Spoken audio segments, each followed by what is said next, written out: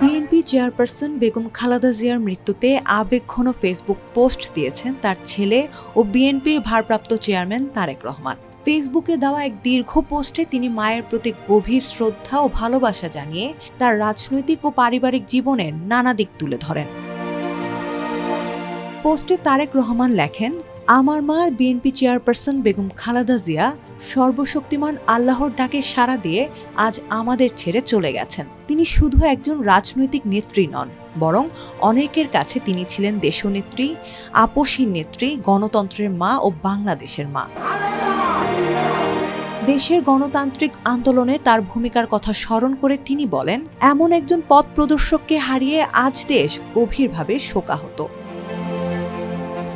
ব্যক্তিগত অনুভূতি প্রকাশ করে তারেক রহমান বলেন, আমার কাছে খালেদা জিয়া ছিলেন একজন মমতাময়ী মা, যিনি নিজের সমগ্র জীবন দেশ ও মানুষের জন্য উৎসর্গ করেছেন।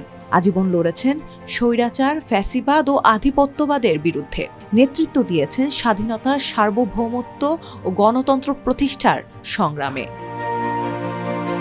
পোস্টে তিনি আরও বলেন, ত্যাগ ও সংগ্রামে ভাস্বর হয়েও তিনি ছিলেন পরিবারের সত্যিকারের অভিভাবক, এমন একজন আলোকবর্তিকা যার অপরিসীম ভালোবাসা আমাদের সবচেয়ে কঠিন সময়েও শক্তি ও প্রেরণা জুগিয়েছে।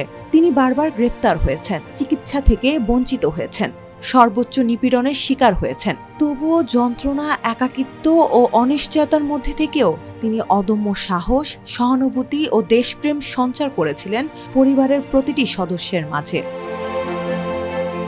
তারেক রহমান লেখেন, দেশের জন্য সংগ্রাম করতে গিয়ে তিনি স্বামী ও সন্তান হারিয়েছেন। তাই এই দেশ, এই দেশের মানুষই ছিল তার পরিবার, তার সত্তা, তার অস্তিত্ব।